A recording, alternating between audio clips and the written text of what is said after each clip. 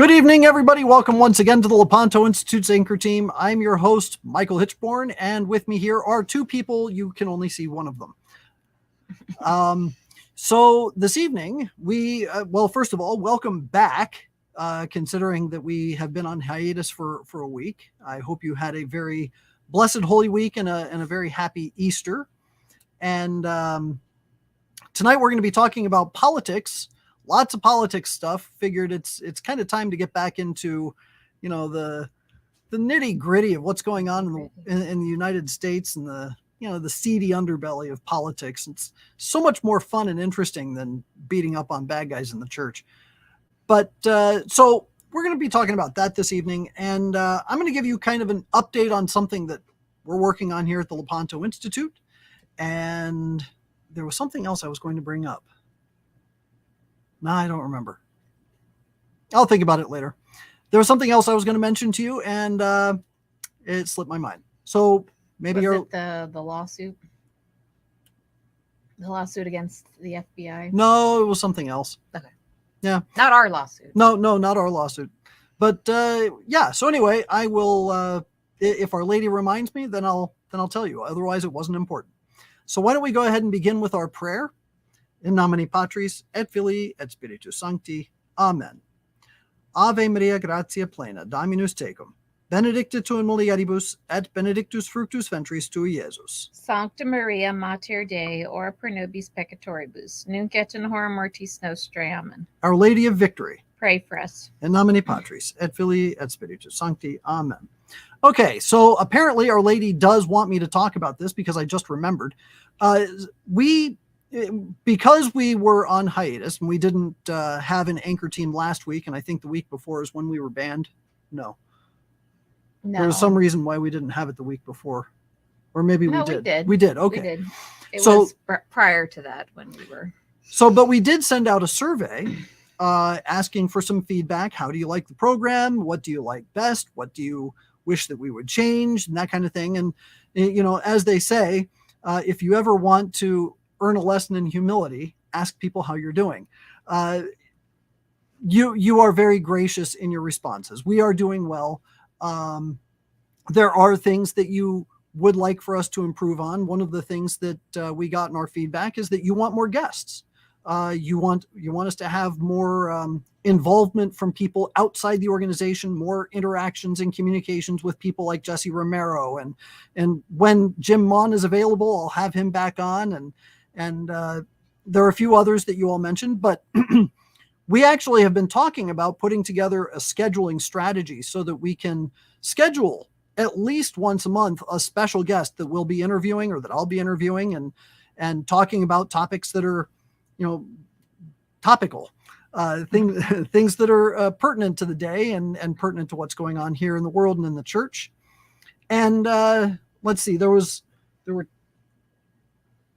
somebody emailed just this evening, and I don't want to forget about it, and so I want to bring this up. Oh, here it is. Charles said he has two interests.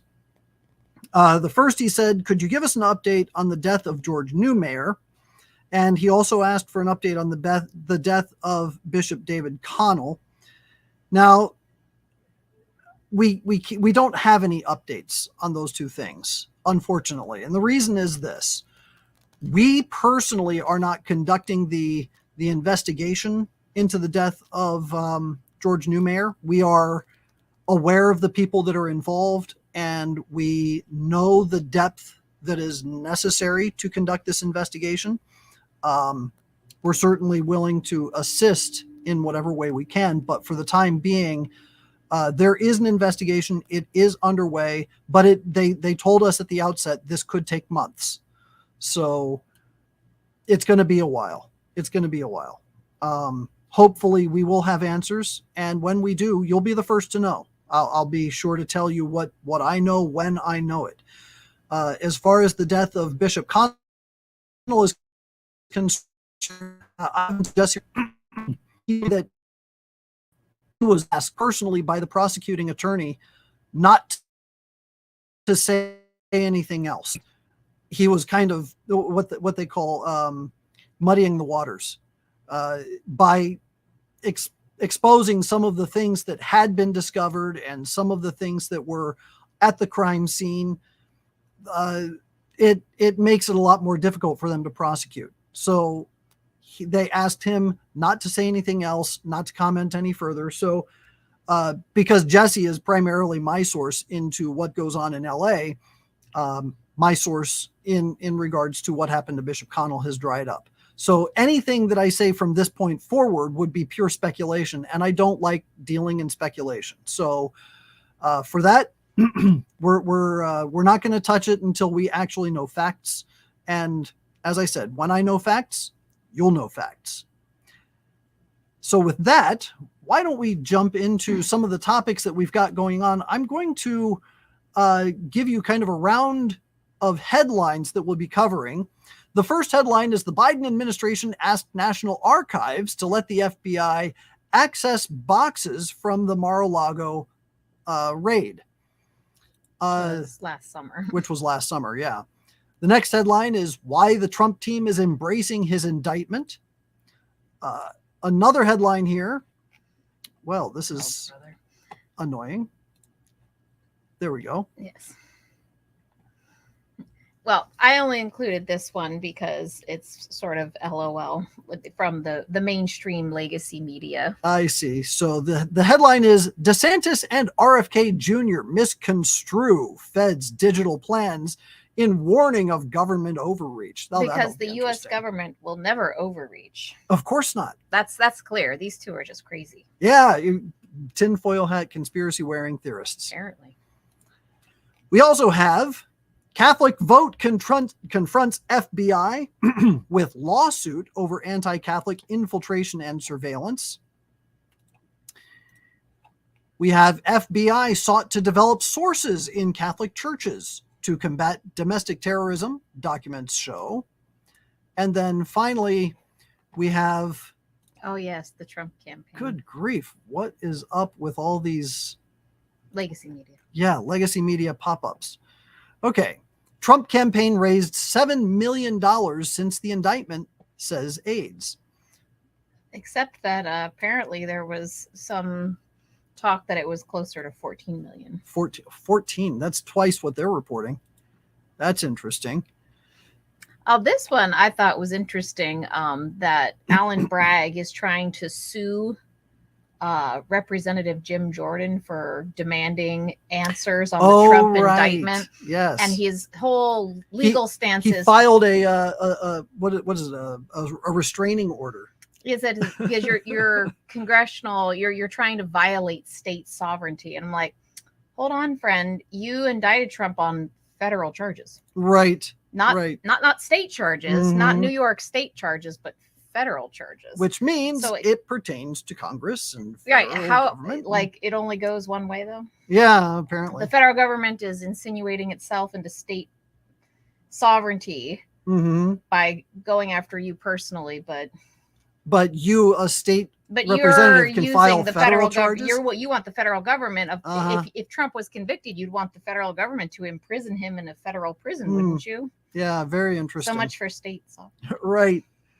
So we'll get into these one at a time. And of course, I'll be monitoring the comments here periodically. Now, one of the things that you can't see behind the scenes, we have these tabs open with all of the different articles that we'll be referencing. So when we go over to the article, I can't see your comments, which means I may have to come back. And if I miss your comment or your question, it won't be in real time. Just if I didn't get to it, ask it again.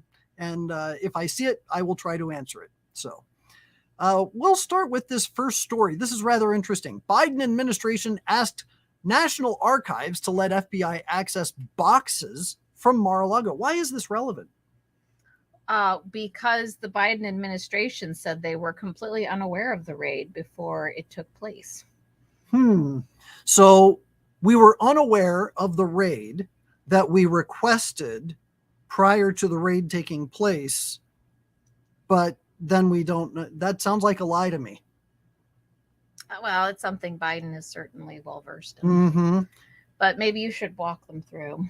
Right. So as you may recall, last summer, the FBI raided Mar-a-Lago, Trump's residence in Florida, for classified documents. And the idea was, oh, Trump is housing these, he's got all these classified documents that he's not supposed to have. So that was the initial oomph of that particular raid. And everybody was kind of like, what is going on? What do you mean Trump has classified documents? And then, of course, as the story unraveled, people were saying, okay, it's all right for the president to have classified documents that he personally declassifies, yes, because it is part of the privilege afforded to presidents of the United States. Yes, not vice presidents who have classified documents in their Delaware garages. Unlocked garages. Yes, that privilege that his son had access to. Yes. Notice how that story isn't being talked about anymore. Yeah, that kind of mysteriously disappeared. But apparently on April 11th of last year, the White House specifically affirmed a request, special access request. A special access. Which is only supposed to be something the White House can use when it pertains to current White House business. Okay. So what current business pertaining to the Trump raid that the White House felt that they needed special access to be granted to the FBI to go down there? Well, and here's the other thing. One of the characterizations, as I mentioned, from the raid on Trump's house was that Trump wasn't cooperating, and we had to kick in the door and take those documents by force with armed guards going through and clearing every room. Oh, and going through Melania's closet right. too. Apparently they needed to look at her underwear for some reason. But the thing of it is that Trump was cooperating. He said, look, I need time for my legal team to go through these documents and to determine which ones can be held in accord with presidential privilege, and which ones need to, that do pertain to Biden's ability to function as president and head of the White House. And the FBI and the DOJ came back and said, no, we're not going to allow you to have any time to go over that. We just need it now. 15 boxes. Yeah, 15 boxes. Which I think it was 100 documents and it had maybe 700 pages of documentation. But the fact of the matter is, the Trump team was or they were cooperating. They were going through the proper legal process of determining whether Biden needed those documents. We still don't know what those documents pertain to. We have no idea what they're about. So we can't really judge one way or another whether the Biden administration needed them in order to conduct business. But the idea that they didn't know the raid was going down is laughable, because they're the ones. April 11th, they affirmed a request. Right. For the raid special took place access in June, I think. No, it was later than that, wasn't it? I think it was like August. Was it August? Okay, maybe it was. I don't recall exactly. Late July or early August. Okay. Like that. But yeah, so it's obviously a power struggle. It was a power play. It doesn't appear to have anything to do with Biden's ability to perform his function as president, because he's now in his third year of his term. And of course, obviously he's been bungling everything. So maybe that's why. He didn't have those documents, darn it. And because he didn't have those documents, that's why he's so incompetent, because those documents were so essential to what he needs to do. Maybe that's it. Maybe so. Well, at the end of the day, what this all proves is that Biden's a liar. And we already knew that. So, wow. Doesn't really give us a whole lot of hope for the future with regard to the federal government, does it?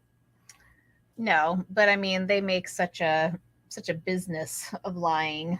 As Alexander Solzhenitsyn said about the communists, he said the lies were the worst thing. Right.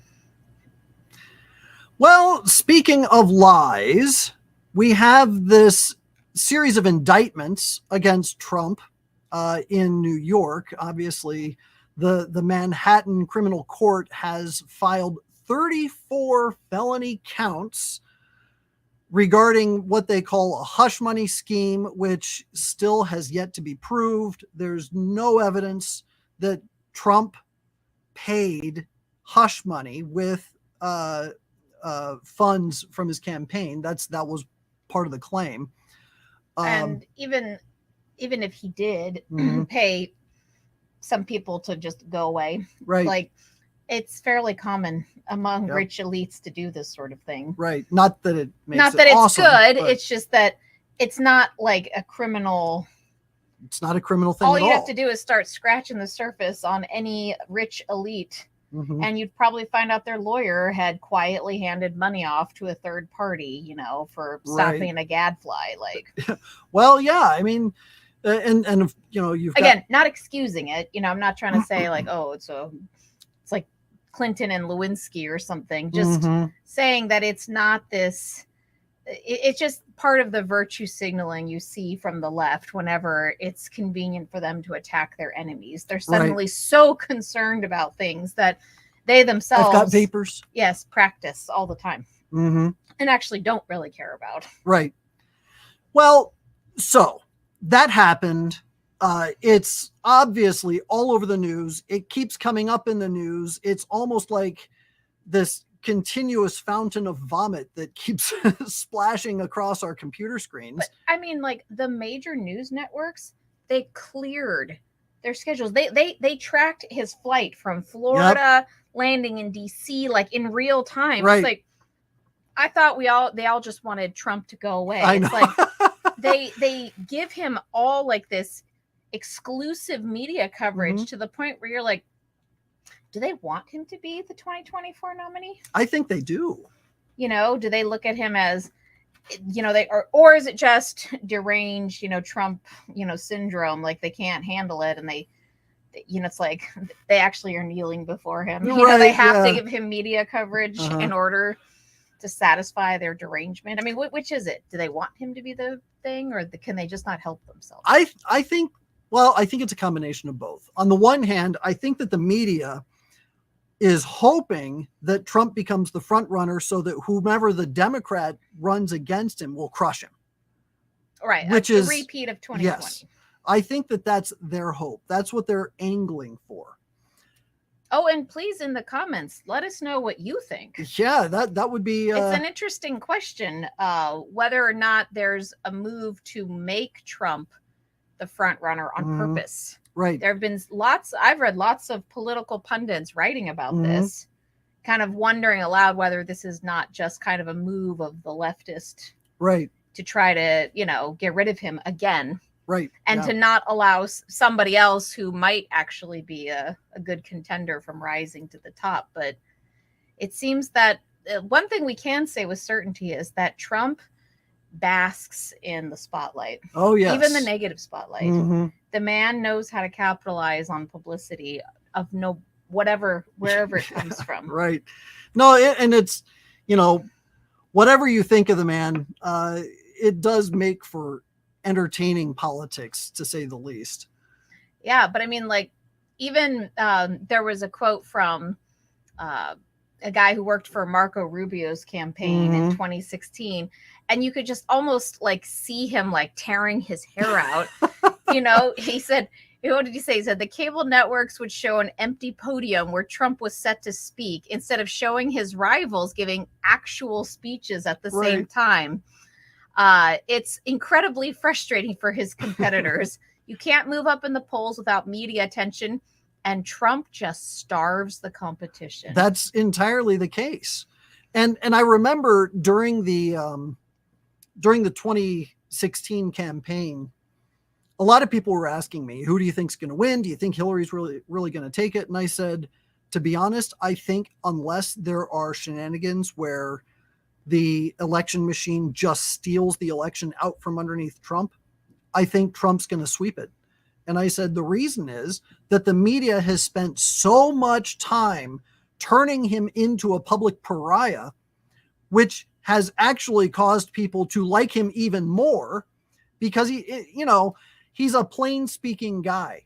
He says what's on his mind. He kind of speaks the language of the common person. It's just the outrage, the fact that, we're sick and tired of the BS in society and what's going on.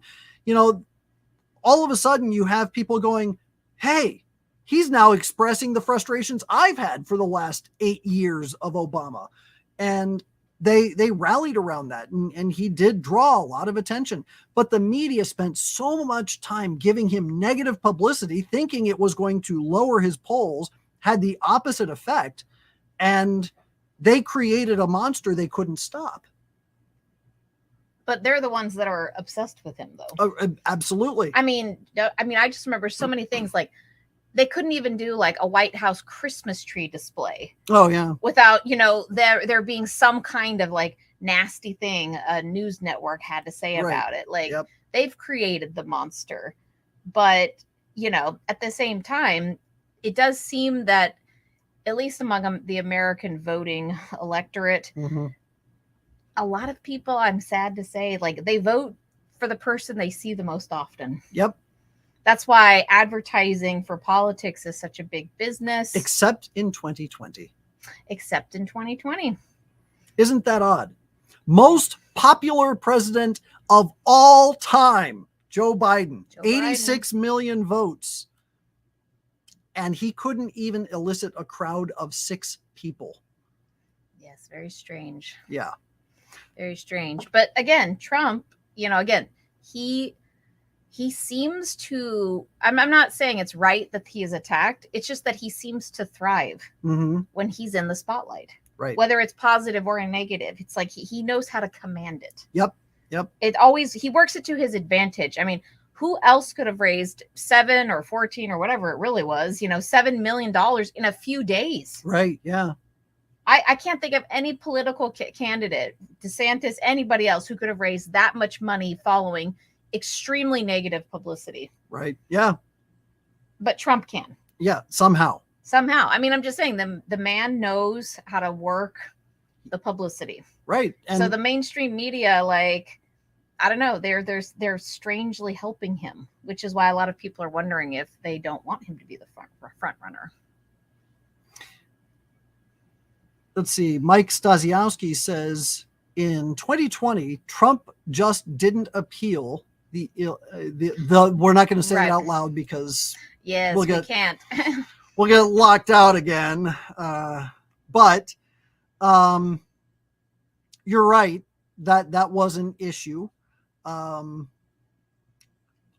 don't know how I can talk about that without triggering some sort of algorithm that's going to get us blocked. So we'll just say, yeah. You are correct, Mike. You are correct, sir.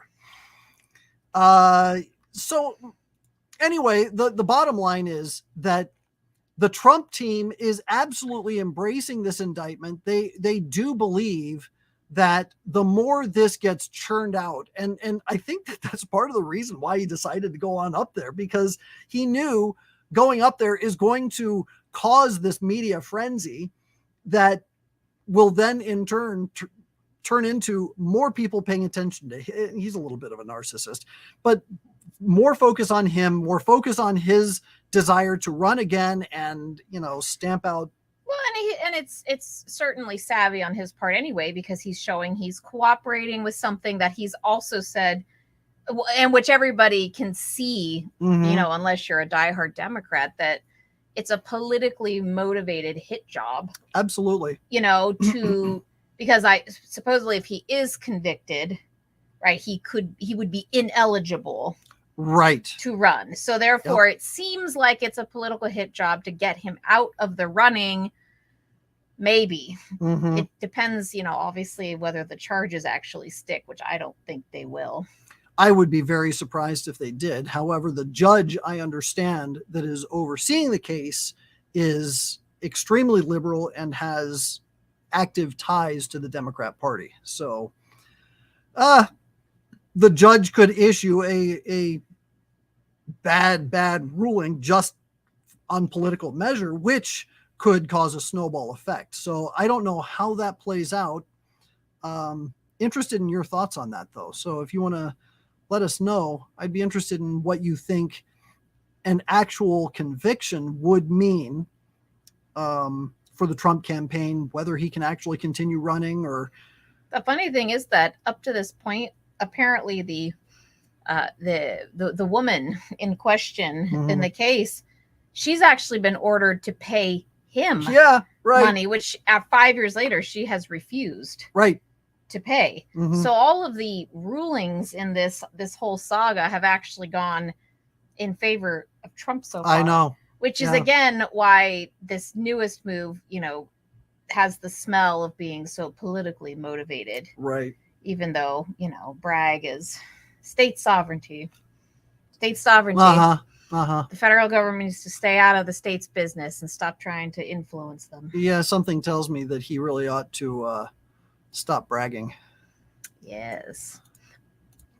So to follow up on this, because since we're obviously talking about Alvin Bragg and his lawsuit and the 34 charges against Trump, this headline here is very interesting. And I haven't read this story. You read it, but the headline is, "In Bragg v. Jordan, a familiar legal strategy emerges." What's the story here? So first of all, so Jim Jordan issued a House subpoena to Bragg, to basically explain, like, hey, where do you get off, like, the former president on charges, that seem incredibly politically motivated.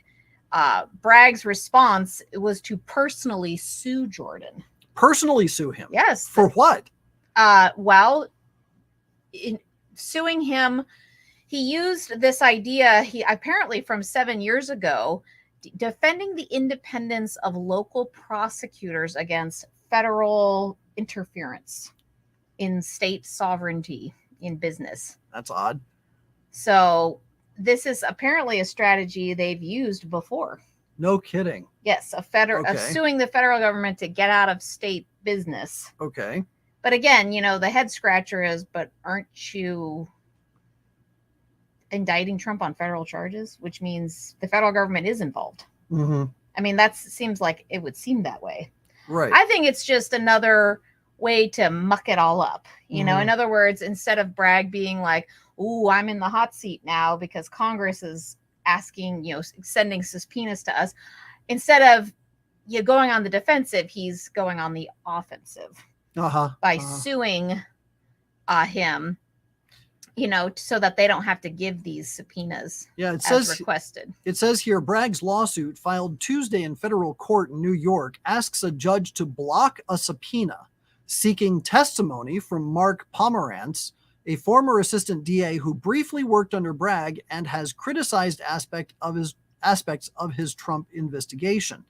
So Congress is asking for this guy's testimony, and Bragg is saying, no, block the subpoena so that this guy can't testify because this is state business and we need to conduct it. But it's not state business because they're federal charges. Well, again, this is where now we have the back and forth. The sticky widget. The back and forth, yes, of it. So down here it says, congressional interference with state and local prosecutors is unusual. So why? The only reason you would characterize it as that is if you were trying to get out of something, because obviously Congress typically doesn't go into a state and say, hey, we want something from you, prosecutor. Right. But this is not a typical case. I mean, that's the point. Isn't that the whole point?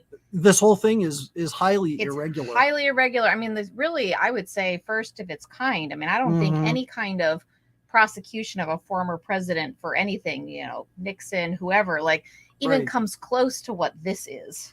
So their argument is that the panel's investigation oversteps the boundaries imposed by federalism and violates New York's sovereignty. And then it continues, the conflict ultimately fizzled when the subpoenas lapsed, but Bragg and Dudek have now revived the strategy. So for this time around. So they used this 7 years ago. Okay. And now with an ExxonMobil investigation. Right, okay. Now they're trying to use it again, saying that it violates basic principles of federalism and accuses Jordan of infringing on Bragg's authority as prosecutor. Okay. That's what it's all about. So again, he's just trying to go on the offensive, because they're saying, look, you are clearly prosecuting Trump for political bias. You hate the guy, and that's why you're doing this. Like, how many years has this whole thing with Stormy Daniels been going on? No one saw any merit to prosecuting Trump on hush money charges. They couldn't even impeach him on those charges. They couldn't. And as I told you, all the other court decisions that have come out have been against her. Right. No one, I mean, most legal experts don't think there's any legal merit to this case whatsoever. It's clearly just Bragg trying to like dig through his little box of tools, to find something to throw at Trump, on probably at the behest of some of his overlords. Right. And that's where we're at, is that, Trump saying, fine, I'll come and I'll enter my not guilty plea, but this is ridiculous. So the article concludes with this. It says both sides are launching increasingly aggressive public appeals. On Monday, Jordan's committee is planning to hold a field hearing in Manhattan on Bragg's pro-crime, anti-victim policies. A spokesman for Bragg called the event a political stunt and has highlighted crime statistics showing a decline in murders, shootings, burglaries, and robberies. Please. So my friends who live in New York, please let us know. Is there a decline in crime in New York?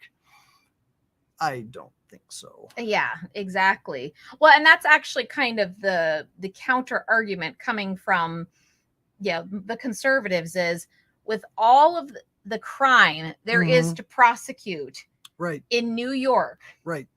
This, specifically Manhattan, like, this is what you focus on? This is your top priority, is going after a former president over alleged money. That you're trying to create a case, a tenuous case, that it was campaign money, and therefore a violation of federal election standards, versus like his personal money. It's a very tenuous case. Meanwhile, there are people getting murdered, carjacked, etc. But you don't have time to go prosecute that, because you got to go after Trump. Oh, but hey, you know what? Speaking of publicity, I didn't know the name of Alvin Bragg prior to this. Did you? No. So it looks like Trump's not the only one benefiting from the media frenzy. Yeah. Gee, maybe the Democrats are just churning up the story so that they can put Bragg on the ticket. Or just, give him more, notoriety in New York itself. Yeah. But I mean, again, areas that have high crime rates, again, you have to question their dedication to fighting crime. When they are prosecuting political opponents. I mean, DC is another one. My gosh, that place is crawling with crime. And yet, what's Biden's, number one concern? It's people who say mean things about, dysphoric activists. Yes. You would think the president living in DC, when he conducts his business, would be a little more concerned about how the mayor is handling crime. Or maybe even concerned about pending nuclear war with Russia. Oh, which he, of course, is personally fomenting. Oh, sure. He's churning up those waters big time. But, well, he's also the same president who says, like, in 10 years, he wants 67% of American cars to be electric vehicles. That's a huge number. Yeah, they currently account for 5%. Yeah, not only that, but if you consider what that means in terms of the 15-minute cities that we keep hearing about now, a 15-minute city is basically you have access to everything that you need within 15 minutes, which means you don't really need your own form of transportation. And it means you don't really need to go out of your way to get something or to have friends outside of the city. You can just do everything online. And a 15-minute city, everything you need is within 15 minutes. So that's why they want everybody to have electric cars, because a 15-minute city means you don't have to travel very far or very frequently or even at all. Well, or you just won't have the charge to travel for. Yep. And it's all about control. Indeed. So I don't know if that was one of the topics, that and discussions about digital currency, but are we saving that for the end? We'll save that for the end. Okay. So one other thing that we know that Biden likes to talk about a lot is chocolate ice cream, especially when, a discussion about the murder of a bunch of kids is on the line. Okay, so that one is part of the that's part of the digital currency. Well, okay, so why don't you go over to the yeah, I was going to say that. Okay. So this headline obviously got our attention. FBI sought to develop sources in Catholic churches to combat domestic terrorism, documents show. So a subpoena for public records was sent to the FBI by none other than Jim Jordan again. He's a busy bee. He is not a Catholic, but I'll tell you what, he is one of our biggest champions in Congress right now. Well, he's somebody who at least has he's not content to just sit on his laurels at the House. Well, God bless him. I mean, I have to say, he's out there in Ohio, and to all you Ohioans out there who elected him, good job. That's all I got to say. But they are now part of this. They're investigating. They're calling it the Weaponization Subcommittee. Interesting. To look into the weaponization of government agencies against U.S. citizens. So this would be one of those instances. We spoke, I guess, a month or so ago about the whole, the notorious memo. Oh, yes. That Kyle Seraphin, the whistleblower, exposed, showing that the FBI was trying to investigate radical fringe traditionalists, and that they were actively, this memo was circulated in their Richmond office, and they were targeting specifically like St. Joseph's in Richmond and several other places for looking at them as hotbeds of budding extremism, and how to teach people to recognize it. Right. Well, apparently it wasn't only Richmond. Really? That they were, this internal document that Jim Jordan obtained, through a subpoena from the House, it said that the FBI planned to use churches as new avenues for tripwire and source development, and that they were aimed to specifically target mainline Catholic parishes. Ah, that's interesting. Okay, so tripwire and source development, that's usually talk for creating a cell. Yeah, contacts within the church, even higher up in the church, to report back to the FBI. So you're looking for informants, you're looking for people who can insert themselves into groups as undercover or friendly. Just if they see something, say something. Like, you see suspicious activity or warning signs of radicalization, give us a call. Right. Pick up the phone. Why they are specifically targeting Catholic churches is an interesting avenue of speculation, but I would say that our Protestant brethren are probably not far behind in the line. Oh, absolutely not. Of this sort of thing. Again, brought to you by the fake Catholic in the White House. Is him, for all of the way that the bishops roll over and let him do whatever he wants. Mr. I received communion from the Pope. Yes, but this is how he repays, people, is the FBI under his watch. Right. And I know, granted, he's not the head of the agency, but even so, like, no scolding. I mean, Obama was a great scolder. All that finger was always up. Like, why isn't Obama scolding the FBI for attacking his religion and the First Amendment? Right. Why does it take Jordan subpoenaing, issuing subpoenas? So we have here, it says, based on the limited information produced by the FBI to the committee, we know that the FBI relied on at least one undercover agent to produce its analysis, and that the FBI proposed that its agents engage in outreach to Catholic parishes to develop sources among the clergy. Among the clergy. Yeah, among the clergy and church leadership, that would include bishops, chancery offices, To inform the Americans, on Americans practicing their faith, Jordan wrote in a letter to FBI Director Christopher Wray, who apparently he said he was aghast. Oh, he finally said something. Yes. Okay. Yes. Yeah. So, in other words, the FBI is trying to enlist Catholic houses of worship as potential sources to monitor and report on their parishioners, which is a clear violation of First Amendment rights. But Ray said he was aghast. If you scroll down, I think he said something like when they first came out, or maybe that was in regard to the leaked document. Oh, yes. Here we go. He was aghast when he saw reports about the FBI. He didn't know. He's the head of the FBI. He didn't know. He was aghast. How how does the head of the FBI not know about what its field offices are up to? Yeah. I mean, I guess he doesn't read every single memo, but was he really aghast? Right. Especially if this wasn't just a one-off in Richmond, as it apparently does not appear to be. Right. According to this, Ray said, "We took steps immediately to withdraw it and remove it from FBI systems. It does not reflect FBI standards. We do not conduct investigations based on religious affiliation or practices. Full stop." That's not true. Yeah. That's absolutely not true. What since 9/11? Since 9/11, they have been profiling. I mean, again, maybe deservedly, but they have been profiling Muslims for 20 years. That's right.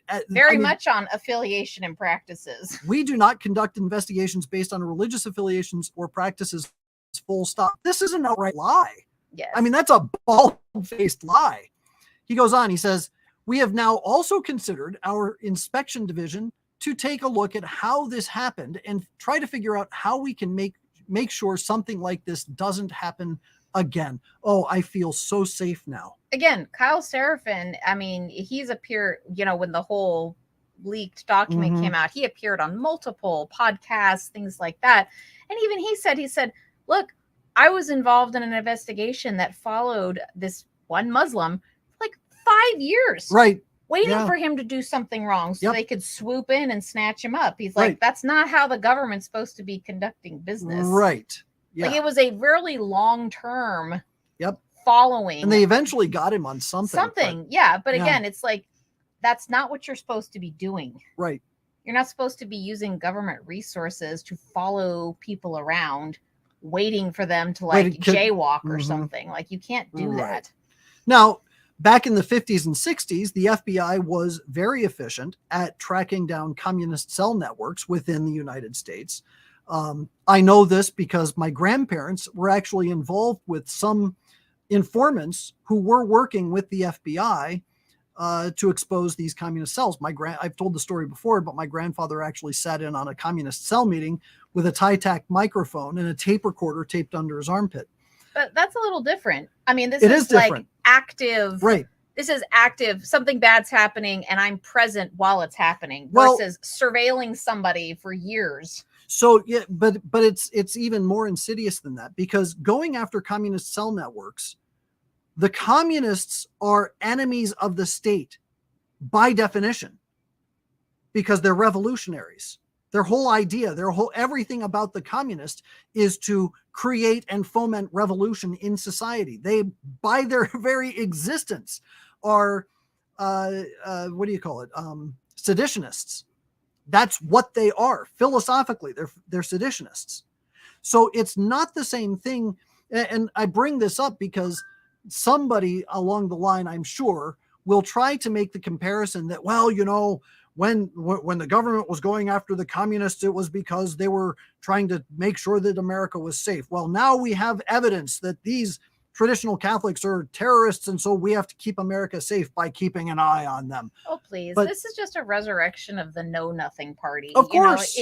There's been anti-Catholic bias in this country since the founding, and suspicion. Right. And it's funny because it's actually along the same lines that the communist suspicion arises from, this idea that you have a loyalty to something outside of the government. Right. For the communists, it's to the revolution.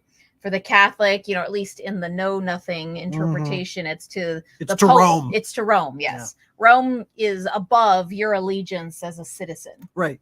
And so therefore, that's why there's always been such suspicion, launched at Catholics. Mm-hmm. And I kind of feel that a lot of this FBI stuff that's been coming out is smacks of that again. Oh, of course.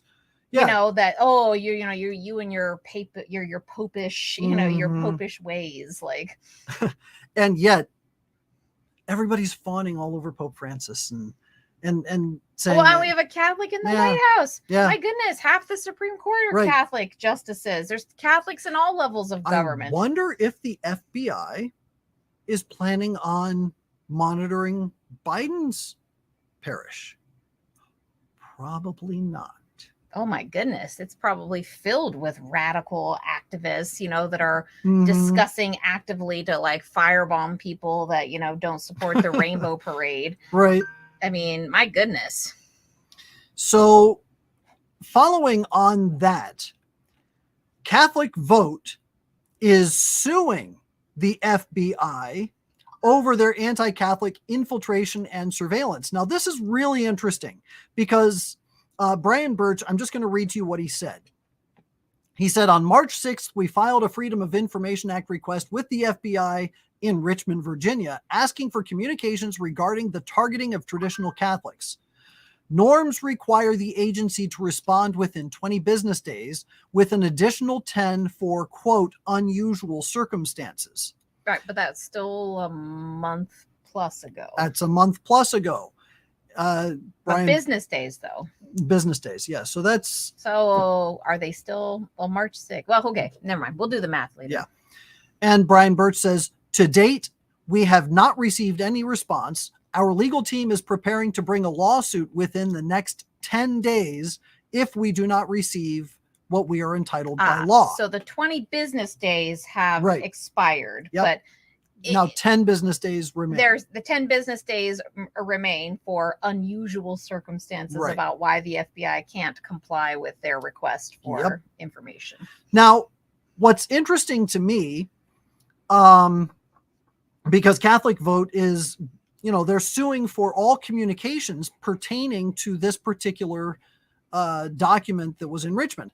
What they're looking any activity targeting Catholics, not just Richmond, but the things we just mentioned, them looking at mainline Catholic parishes, they want all of it. Right. But they were specifically the FOIA request was with the FBI in Richmond. So they were asking for communications regarding the targeting of traditional Catholics.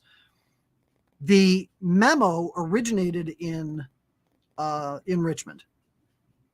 Here's the thing. By asking for the communications, what they're asking for are all emails, all phone records regarding this particular document, the collaboration that went into creating the document, and anyone outside the Richmond field office to whom it was sent or who used it, or anywhere else that they have taken that particular document and said, we're going to adopt it here in our field, which then leads to additional information. So the point is, this FOIA request is like it's like a firecracker. You're throwing a firecracker in a pond. That firecracker explodes and the water droplets are going to go everywhere. So they're trying to trace where those water droplets go, which is information that they would get through this FOIA request. It'll tell us an awful lot about who's behind it, what's going on, what the nature of the targeting is, how widespread it is, and we'll get a lot more information. Now, for the FBI not to respond is a huge sign that they've got something to hide. Yes, they have to redact documents quickly. Yes. Yeah. Probably. And of course, Catholic Vote is right to point out that this delay, right? Mm-hmm. And then, of course, they're also their inaction in prosecuting violence against Catholic churches, pro-life centers. Right. Yep. They were so quick to arrest Mark Houck. Yep. But they can't be bothered to find any suspects in fire bombings of clinics and things like that, destruction of Catholic churches. It just seems like it's a pattern again. Oh, yeah. This, delay pattern. Yep. We're not going to give you what you're asking for, because I think the implication is we're mounting a a campaign, a prosecution campaign against people of faith, starting with Catholics. Gosh, and wasn't it the George Floyd group that was marching through the streets saying delayed justice is injustice? Huh. How come they haven't come to our aid? How come they haven't come around and said, yeah, you need justice? How come the CCHD hasn't come out and said, you know what, we need to fund an organization that's going to... Yeah, I mean, if the whole point is that we need to defund the police because they racially profile and target people based on race or whatever, why isn't there an outcry against people being faith profiled? Right. Where's the defund the FBI crowd? Yeah. Defund the FBI because you're going after people based on what they believe. Right. Which is a First Amendment protected, act. Yep. And let's see. The last story that we're going to hit on. This is the penultimate story. We already talked about this. Oh, we did talk about this. So we'll go ahead and skip that. All right. So the last story we're going to hit on, DeSantis and RFK Jr. misconstrue digital plans in warning of government overreach. So this is another one that I didn't have time to review. What's the So the basic thing is that the Federal Reserve Bank is rolling out something in July called Fed Now, and it's supposed to make it faster for banks to conduct transactions, or like, for example, if you're an employee who receives your paycheck, like direct deposit. Okay. To make it faster for one bank to transfer, like money from the employer's bank to money to the employee's bank. Okay. And so this is, it's just something they're rolling out. So it's purportedly to make things faster. Now, the concern is what some of the things, that they've accidentally said out loud about it. For example, NBC, that was why we had that article in there. They said, oh, yeah, well, the U.S. government, the Federal Reserve, could be looking at trying to keep up with, countries that are implementing or trying these things around the world, such as China. Yeah, like those three words, such as China. Why are we trying to emulate China? Again, yes, this initial plan There's the quote. Oh, goodness, sorry. The Fed is exploring the idea to keep up with countries that have moved to implement their own digital currencies such as China. But officials have made clear that they are not committed to following through on issuing one. And Fed Chairman Jerome Powell has said that the central bank wouldn't issue any consumer-facing digital dollar without authorization from Congress. So all of the let's be clear about what this actually means. They're talking about the digital dollar. This is something that Biden has been talking about for the last year and a half, about this desire to have a digital dollar.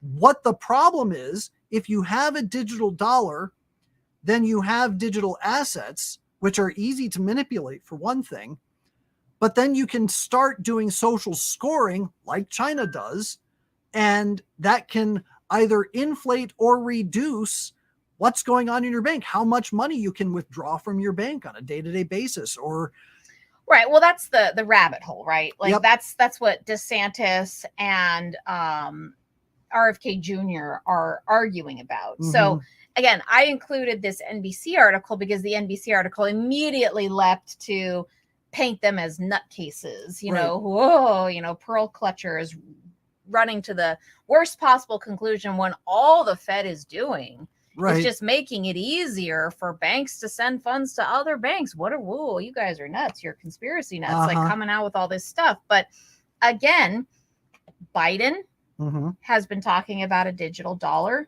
Right. There's lots of talk in other countries, actually, of moving to central bank digital currency, which would be a complete disaster for the average citizen. Right. I mean, we already have, we wanted to maybe tease this as a future topic. You really probably want Jim Mon on for that one. Yeah. Is like, we already have lots of problems with fiat money and inflation and the inflation that has resulted from it in this country. I mean, I was reading an article earlier. It's like the purchasing power of the dollar Oh gosh, has sunk so much. I mean, whatever the statistic was, comparing it to 1933 to even to 2022, like right. The purchasing power of the dollar has tanked so much. Yep. And it's due in large part to inflation, especially last year. Yeah. And this is all Biden. I still remember when we reached $1 trillion in debt for the first time. That happened not even 20 years ago. Right. I think it actually happened during the Bush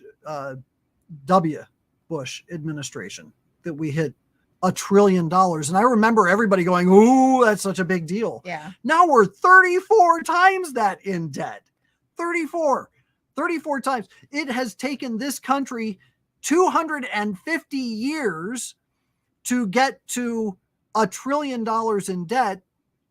And within 15 years, we've now multiplied that by 34 times. That's insanity. Right. So that's the whole point, though, is that if you have high inflation, which is where we're headed, and the devaluing of the dollar as a part of it, there's even obviously countries like Russia and China have been calling for the U.S. dollar to be removed as the standard for the world's currency reserves. Yep. These kinds of things, people are like, "Oh, come on, that would never happen." Blah, blah, blah.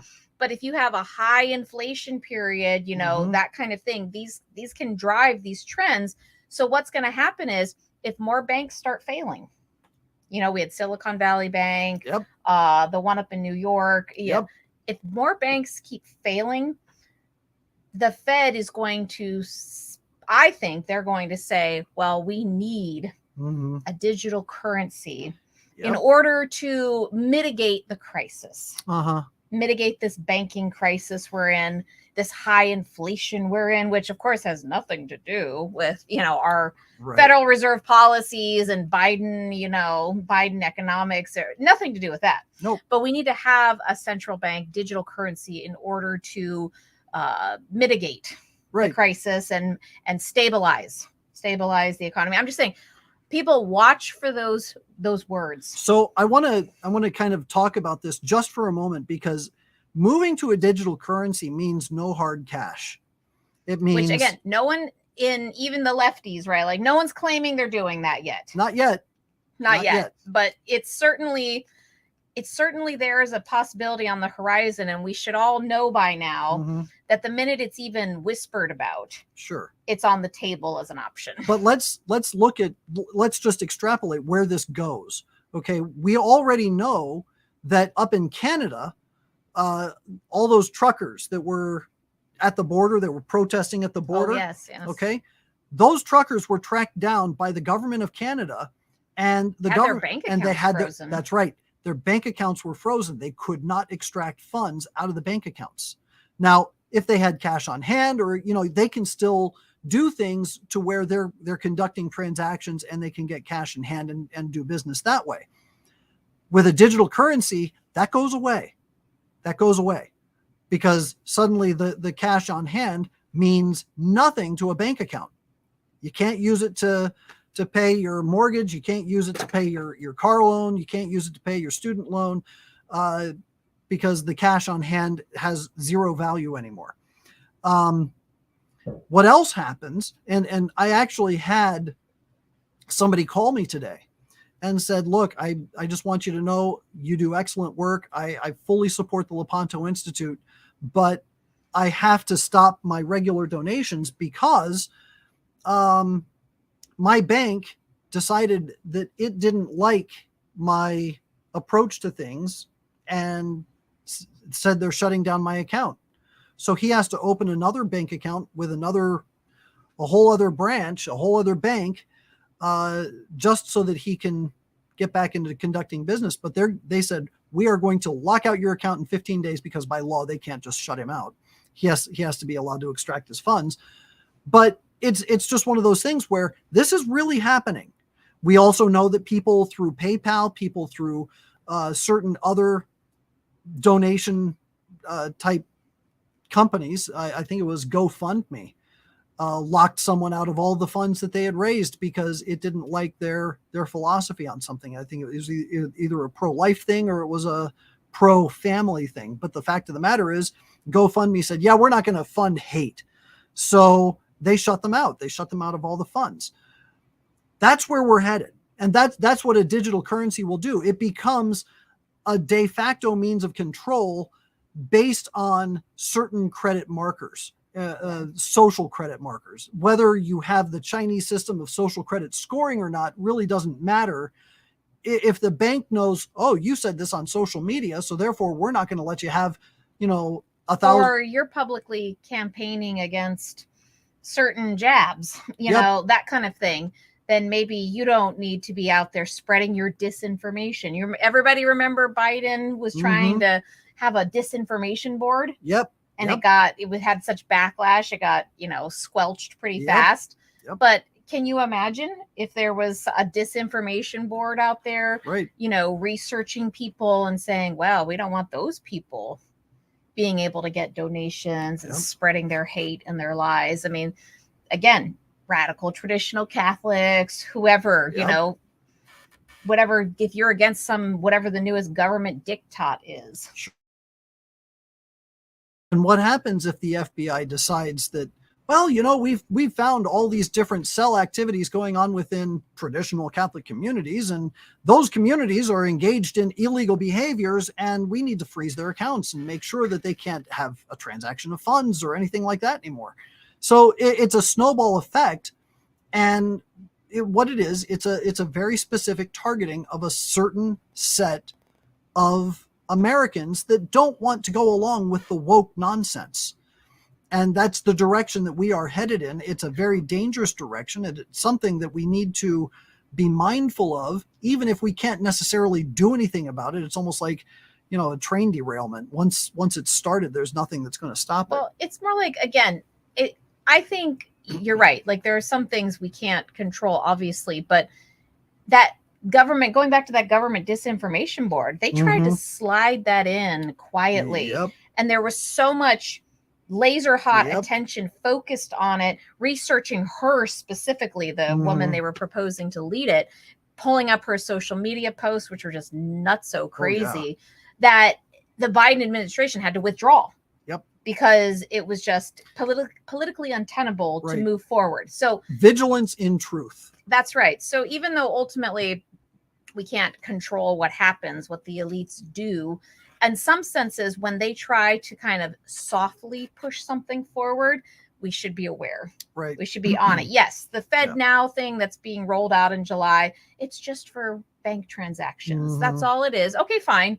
But it's that little foothold. It's that foothold. And if you started, and we already know that the Fed had published a white paper last year talking about digital currency. Yep. Biden's been pushing it. Lots of banks around the world in different countries are World talking Economic about it. Forum has been talking about it. If they're talking about it, it doesn't make you a conspiracy nut to just say, hey, I'm a little concerned about where this could potentially go. Right. Even if right now you're just using it to, free up bank to bank transactions, fine. But where is this ultimately going? Right. And I want to be vigilant on it before it becomes, something that's too big to stop. Right. Yeah. So that's all the time that we have for this evening. But maybe a future episode, like I said, maybe get Jim Ma on. I think it would be really interesting to talk about the history of fiat money and what a central bank digital currency would mean beyond just the political ramifications we've already discussed. Speaking of, I actually just reached out to a young man named Mark Lozano. Mark Lozano, he was covered in the Epoch Times recently, is a former investing or investment banker with the NBA who went through a conversion. He was an atheist. He married a Catholic. His Catholic wife worked on him for a long time. And he's one of these types that just reads, and he's an honest broker. Like, he reads something, and once he realizes the truth, well, he has to embrace it. And when he embraced the truth of the Catholic Church, he then started embracing all the Catholic teaching, and even with regard to finances and economics. And he realized, I can't work for the NBA anymore. So is he going to come on the show? I have spoken with him about that, and he wants to come on the show. He's very excited about it.